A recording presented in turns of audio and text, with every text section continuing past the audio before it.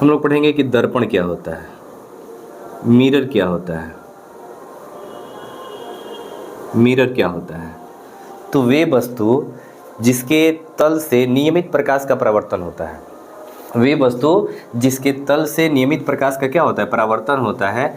नियमित प्रकाश का परावर्तन, नियमित प्रकाश का परावर्तन होता है, प्रकाश का परावर्तन होता है। ठीक है, ऐसे वस्तु जिसके तल से प्रकाश का नियमित परावर्तन होता है, उस वस्तु को हम दर्पण कहते हैं। अब दर्पण दो प्रकार की होती हैं। ठीक है, एक होता है समतल दर्पण, समतल दर्पण, और एक होता है गोलीय दर्पण, गोलीय दर्पण। समतल दर्पण क्या होता है? ऐसा दर्पण जिसका परावर्तक पृष्ठ समतल होता है, नीचे पॉलिश होता है, और ये हो गया परावर्तक पृष्ठ जिस पर से प्रकाश परावर्तित होता है। ठीक है, तो ऐसा दर्पण जिसका परावर्तक तल कैसा होता है? समतल होता है, उसे समतल दर्पण कहते हैं। और ऐसा दर्पण जिसका परावर्तक पृष्ठ, जिसका परावर्तक पृष्ठ कैसा होता है? गोलीय होता है, उसे हम क्या कहते हैं? गोलीय दर्पण कहते हैं। ठीक है, ऐसा दर्पण जिसका परावर्तक पृष्ठ कैसा होता है? गोलीय होता है, उसे क्या कहते हैं? गोलीय दर्पण कहते हैं। अब जो गोलीय दर्पण होता है वह दो प्रकार का होता है। गोलीय दर्पण कितने प्रकार का होता है? दो प्रकार का होता है। एक होता है उत्तल दर्पण, उत्तल दर्पण, और एक होता है अवतल दर्पण।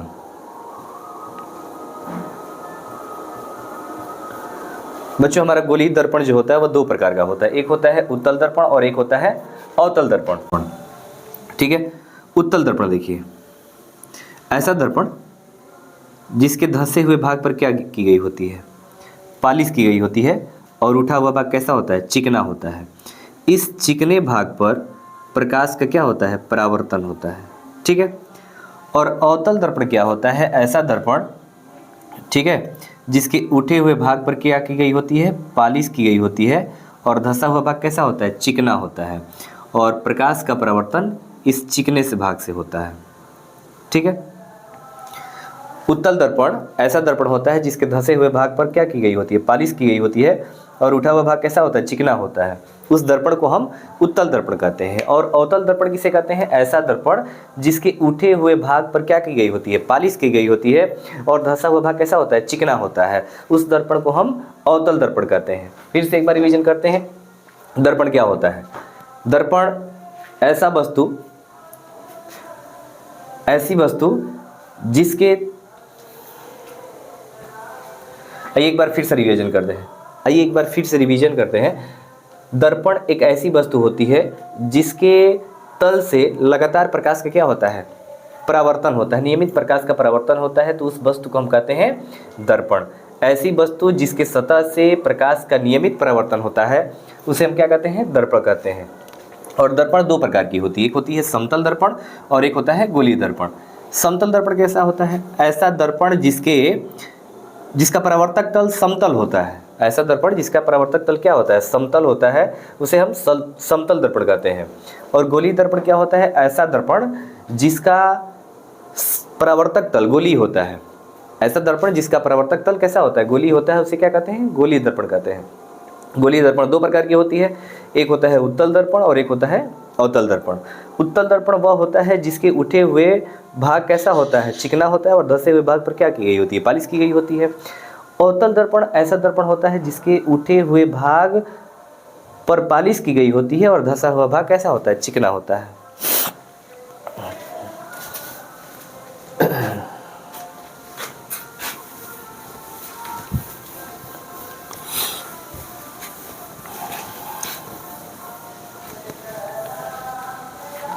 अब पढ़ेंगे हम लोग दर्पण से संबंधित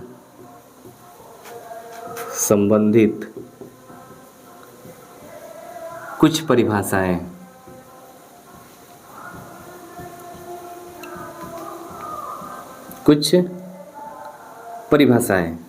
तो पहला हम लोग पढ़ेंगे द्वारक। ठीक है, पहला द्वारक पढ़ेंगे हम लोग।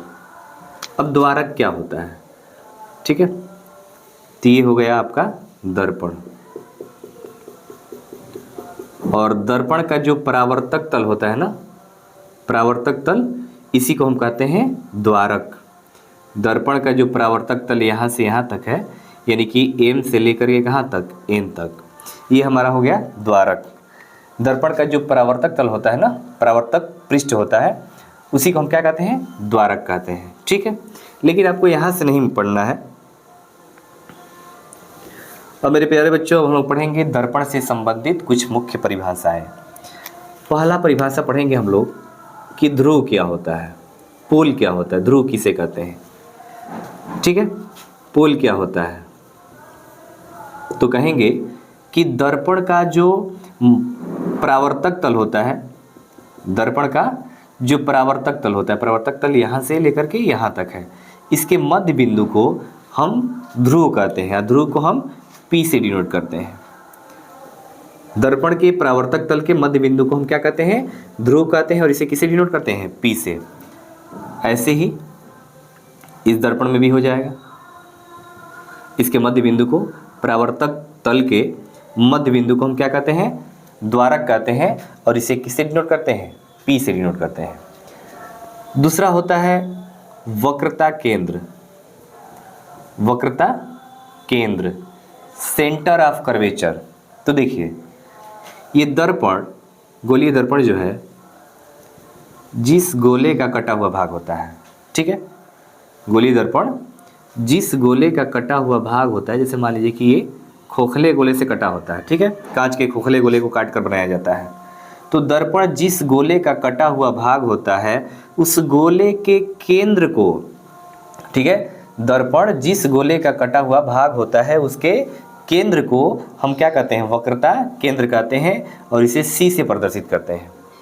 दर्पण जिस गोले का कटा हुआ भाग होता है, उस गोले के केंद्र को ही हम क्या कहते हैं, वक्रता केंद्र कहते हैं। जो गोलीय दर्पण होता है, वह जिस कांच के खोखले गोले से काट करके बनाया जाता है, उस गोले के केंद्र को हम क्या कहते हैं, वक्रता केंद्र कहते हैं। गोलीय दर्पण जिस गोले का कटा हुआ भाग होता है, उसके केंद्र को हम क्या कहते हैं, वक्रता केंद्र कहते हैं। तीसरा हम लोग पढ़ेंगे मुख्य अक्ष।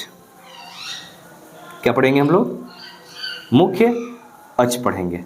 ठीक है, अब मुख्य अक्ष क्या होता है, जैसे मान लीजिए कि ये हो गया दर्पण, ठीक है, ये हो गया दर्पण। कौन सा दर्पण है, अवतल दर्पण है, और अवतल दर्पण का ये हो गया ध्रुव, और ये हो गया वक्रता केंद्र। तो ध्रुव और वक्रता केंद्र से जो रेखा जाती है, ठीक है, ध्रुव और वक्रता केंद्र से होकर जाने वाली रेखा को हम क्या कहते हैं, मुख्य अक्ष कहते हैं। या कह सकते हैं ध्रुव और वक्रता केंद्र को मिलाने वाली जो रेखा होती है, उसको हम क्या कहते हैं, मुख्य अक्ष कहते हैं। ऐसे ही इस दर्पण में देख लिया जाए, ठीक है, इस दर्पण का ये हो गया ध्रुव, और ये हो गया वक्रता केंद्र। ठीक है, ध्रुव और वक्रता केंद्र से होकर जाने वाली जो रेखा होती है, उसको हम क्या कहते हैं, मुख्य अक्ष कहते हैं। ये जो रेखा है, उसको हम क्या कहेंगे, मुख्य अक्ष कहेंगे। ठीक है, दर्पण के ध्रुव और वक्रता केंद्र से होकर गुजरने वाली रेखा को, या जाने वाली रेखा को हम क्या कहते हैं, मुख्य अक्ष कहते हैं। ठीक है, अब पढ़ेंगे फोकस। ठीक है, मुख्य फोकस या फोकस बिंदु। फोकस बिंदु, फोकस बिंदु क्या होता है, ठीक है, फोकस बिंदु क्या होता है। ठीक है, अब मैं इसको मिटा रहा हूं, और मिटा करके फिर से आपको बताता हूं। देखिए, ये हो गया हमारा दर्पण। ये कौन सा दर्पण है, अवतल दर्पण है।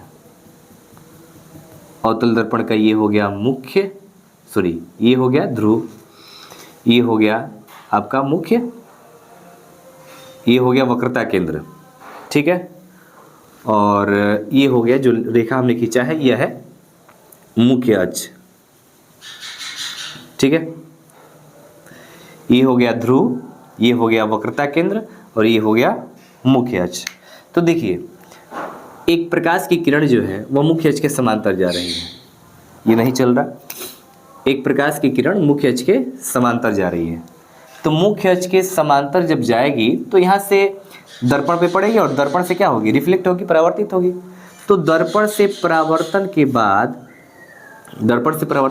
बाद मुख्य अक्ष के समांतर जाने वाली प्रकाश की किरण, मुख्य अक्ष के समांतर जाने वाली प्रकाश की किरण दर्पण से परावर्तन के बाद मुख्य अक्ष को जिस बिंदु पर काटती है, अरे समझ में, मुख्य अक्ष के समांतर जाने वाली प्रकाश की किरण, मुख्य अक्ष के समांतर जाने वाली प्रकाश की किरण दर्पण से परावर्तन के पश्चात मुख्य अक्ष को जिस बिंदु पर काटती है उस बिंदु को ही कहते हैं फोकस बिंदु। ठीक है, ये तो हो गया अवतल दर्पण में। ऐसे ही उत्तल दर्पण में देख लेते हैं। ठीक है, ये हो गया आपका उत्तल दर्पण और ये इसका हो गया ध्रुव, ये हो गया इसका वक्रता केंद्र। ठीक है, अब देखिए प्रकाश तो इधर से आएगी ना, इसमें इधर से तो आएगी नहीं क्योंकि परावर्तक तल इधर है। तो मुख्य अक्ष के समांतर जाने वाली प्रकाश की किरण, ठीक है, दर्पण से परावर्तन के पश्चात मुख्य अक्ष के जिस बिंदु से जाती हुई प्रतीत होती है। ऐसा लग रहा है कि ये यहाँ से जा रही है। ठीक है, मुख्य अक्ष के जिस बिंदु से जाती हुई प्रतीत होती है उस बिंदु को ही क्या कहते हैं, फोकस कहते हैं। मुख्य अक्ष के समांतर, मुख्य अक्ष हो गया, और मुख्य अक्ष के समांतर जाने वाली प्रकाश की किरण दर्पण से परावर्तन के पश्चात मुख्य अक्ष को जिस बिंदु पर काटता है, ठीक है, उसे हम क्या कहते हैं, मुख्य फोकस बिंदु कहते हैं। या क्या कहेंगे इसमें, उत्तल दर्पण में क्या कहेंगे कि मुख्य अक्ष के समांतर जाने वाली प्रकाश की किरण दर्पण से परावर्तन के पश्चात मुख्य अक्ष को जिस बिंदु पर काटती हुई प्रतीत होती है, ठीक है, या मुख्य अक्ष के जिस बिंदु से जाती हुई प्रतीत होती है उसे हम कहते हैं फोकस बिंदु। ठीक है, मुख्य अक्ष के समांतर जाने वाली प्रकाश की किरण दर्पण से परावर्तन के पश्चात मुख्य अक्ष के जिस बिंदु से जाती हुई प्रतीत होती है या मुख्य अक्ष को जिस बिंदु पर काटती है उसे हम क्या कहते हैं, फोकस बिंदु कहते हैं। ठीक है, अब हम लोग पढ़ेंगे फोकस दूरी। फोकस दूरी क्या होती है, तो ध्रुव और फोकस बिंदु के बीच की जो दूरी होती है ना, ध्रुव और फोकस के बीच की दूरी को हम फोकस दूरी कहते हैं और इसे स्मॉल एफ से डिनोट करते हैं। ठीक है, इसमें ये हमारा फोकस दूरी हो जाएगा। फोकस दूरी क्या होता है, ध्रुव और फोकस के बीच की दूरी को, ध्रुव और फोकस के बीच की दूरी को हम क्या कहते हैं, फोकस दूरी कहते हैं। ठीक है, छठवां देखते हैं वक्रता त्रिज्या। वक्रता त्रिज्या किसे कहते हैं, तो देखो ध्रुव और वक्रता केंद्र की जो बीच की दूरी होगी ना उसको हम वक्रता त्रिज्या कहते हैं। ध्रुव और वक्रता केंद्र के बीच की दूरी, ध्रुव और वक्रता केंद्र के बीच की दूरी को, ध्रुव और वक्रता केंद्र के बीच की दूरी को क्या कहते हैं, वक्रता त्रिज्या कहते हैं। और वक्रता त्रिज्या जो होती है ना वो फोकस दूरी के 2 गुने के बराबर होती है। ठीक है, आई होप आपको समझ में आया होगा।